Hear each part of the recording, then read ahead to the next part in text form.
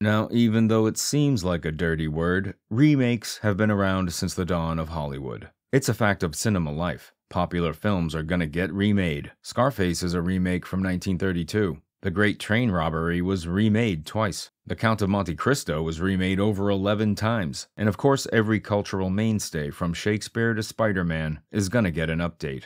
Valley Girl was remade in 2020. Although the original itself was an adaptation of Romeo and Juliet, The Invisible Man was remade 5 times, and none of them were any good. Dashiell Hammett's novel, The Glass Key, was made into a film in 1935. Remade in 1942, only 7 years later. It inspired Akira Kurosawa's Yojimbo, Sergio Leone's A Fistful of Dollars, Walter Hill's Last Man Standing, and the Coen brothers' Miller's Crossing, one of my favorites. I also recently watched the 1994 film Fresh, which also seems influenced by The Glass Key, as the main character pits 2 drug lords against each other. All from one novel? Hey Dash, way to inspire some greatness. There can be good reasons to make a remake. Visual effects have improved.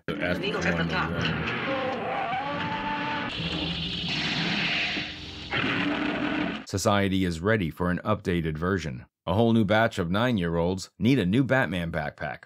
Or a director or producer or writer with a real vision for the material happens to come along. Then, of course, there are the less nobler reasons for a remake, which almost always boil down to a cash grab from a recognizable and beloved IP. Remakes that clearly have no vision, no discernible effects upgrade, nothing new to say or add to the previous established conversation. In fact, many of this variety are often softer and less interesting. They have no edge, not wanting to offend anybody or push a boundary. After all, you don't want to alienate an audience, but if you make something with no flavor, there's no audience to begin with. And then there's Time Bandits, a lesser-known gem from the 1980s, made by a director who understood kids. It's now being updated by a team that understands helicopter parents, or 40-year-old adults who never matured. Now I gotta admit that I'm biased. I love Terry Gilliam. He's a real subversive. He made films that made you think. He knew kids didn't shy away from the harshness of the world. On the contrary, when you're growing up, or at least kids used to be like this, you're aching to see and learn about the world, how it really is. Obviously within reason, but I digress. The story in this remake of Time Bandits centers on Kevin, as it did in the original, just your average kid whose bedroom lies on one of many time portals that would allow you to jump between time and space to other doorways. Some of them dropped you right over the North Atlantic. There is a map to these doorways, and it has been stolen by a group of the Supreme Being's shrub makers in the original, or as they call themselves, a ruthless gang of international criminals. Going to be. Let us begin. I like that they're picking teams and the injured kid gets picked over him, but the tone isn't really played for funny, though the scenario undeniably is. Now, for some of us, getting picked last is just a fact of life.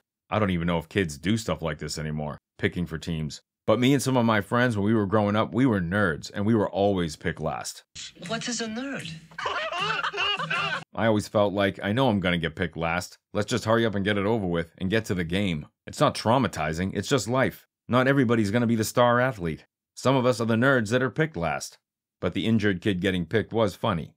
The mom calling them the ancient geeks was not. Nobody mistakes Greeks for geeks. I heard that and thought, oh god, this is really dumbed down. In the original, we first see that things are not as they seem when a mounted knight bursts into Kevin's room. In this version, he walks through his wardrobe. Now this is not as active or as exciting, although the kid walking into a live battle was a different take that I did like.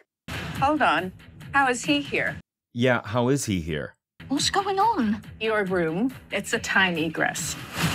He's never done that before. So he meets them on an old Spanish galleon, but then they're back in his room?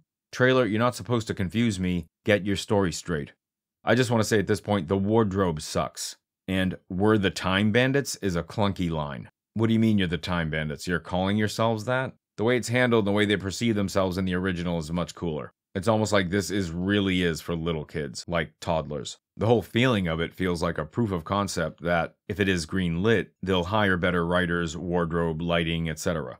I mean, really, the original wardrobe set's production design looks 10 times better than any of this. Oh, we do see that they did hire some little people. Playing both sides, pretty shrewd, Taika. But their wardrobe looks terrible too. And Taika looks awful. Is he hungover or just out of bad hair and makeup? Now, I like Jermaine Clement playing the devil. He's funny. And at least some of Hell looks better designed. Although, again, the humor is broadcast sitcom variety.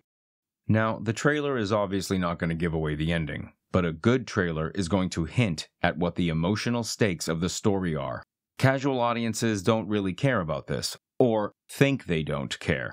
But I will say that stories with strong emotional stakes are the ones that really engage the audience. And when they're not there, or when they're unclear, you get shows like The Acolyte. In Aliens, Ripley must go face the scary space dragon that traumatized her and haunts her dreams. In Breaking Bad, we know from the beginning that Walter White is committing crimes to provide for his family. But later we learn that the character kept going because he felt empowered by his skill at cooking and running a criminal empire. He was good at it, better than anyone else. In the original Time Bandits, the protagonist is Randall, and it is his greed that ends up being their undoing, seeking out the most fabulous object in the world, leading the group to the fortress of ultimate darkness, allowing evil to get the map, and ending up getting his friend Fidget killed in the process. Maybe I'm wrong, but I don't see anything resembling stakes in this remake. The story. The story seems to be pretty much the same as the original. There's a map of these portals. The map is stolen by some of the underlings who work for the Supreme Being, which now puts the map in play for evil to grab it, and thereby take over the world. In the original, the gang were desperate to get away from the Supreme Being, not wanting to lose the map, and also not wanting to feel his wrath. In this remake, at least from what we've seen, the trite, disconnected attitude of Penelope seems indifferent to whether or not the Supreme Being gets the map.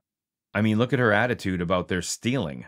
Randall, Wally, Stutterer, and the rest were real go-getters. They wouldn't have tolerated everybody grabbing a tea kettle. They got work done. This remake, quote-unquote, turned into a series, seems like another attempt to stretch a tight 2 hours into an insufferable 6. Now the cast.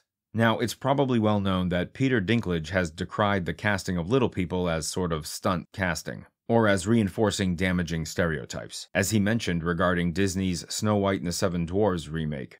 This is the opinion of someone who has money. I do hate to point out these inconvenient truths, but I bet he had a different opinion when he was a broke, struggling actor. Now, a statement like this from Dinklage would have been acknowledged and then left to drift 30 years ago. Today, you've now put casting agents on blast, and they are going to tread wokely and accordingly, and take the path of least resistance, as all gutless people do, and avoid criticism by not casting any little people. Way to go, Pete. You just cost a bunch of fellow little people their jobs. I hope you're going to use some of that Game of Thrones money to fund some indie productions and hire some little people yourself. Now, back to Time Bandits, where in the original, the cast of Little People had a bit of an edge to them. They were feisty, but generally good-natured. They challenged the leader, but usually had good reason, and generally looked out for one another in a world that was dangerous and unpredictable. They saw themselves as pirates and plunderers, adventurers and entrepreneurs, and damn, they were pretty good at it. They took Napoleon and Agamemnon to the cleaners. As the new guy, they put Kevin in his place, but weren't mean to him, and you never felt the kid was in any real danger from them. They somewhat took him under their wing. They also had a real fear of the Almighty who narrowly catches them throughout the film. In the remake, these schleps from .com camp come across as useless planks. No charm, zero personality. They're useless at stealing, which is supposed to be the one thing that they do. They come across as a Park Slope book club that's gone antiquing, rather than the international criminal outlaws that they're supposed to be from the original. Going to be. Yeah, going to be.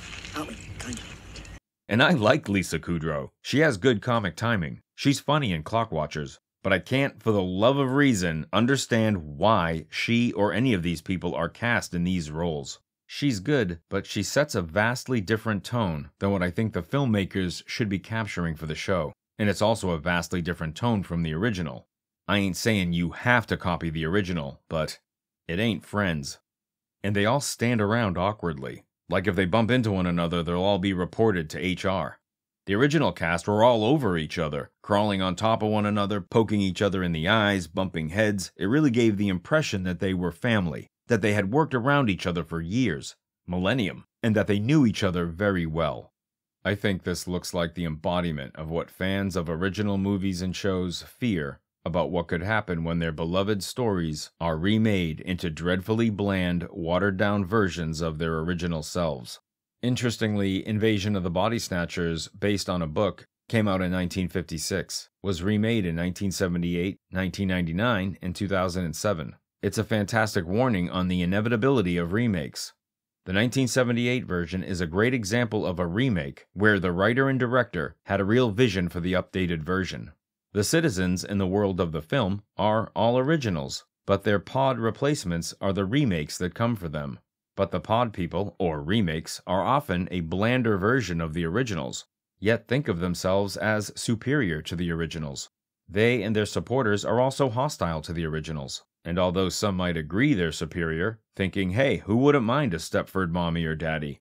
I gotta say, you don't get to the creation of the remake without the creation of the original. One character in the film warns the heroes to relax, don't fight it, embrace it.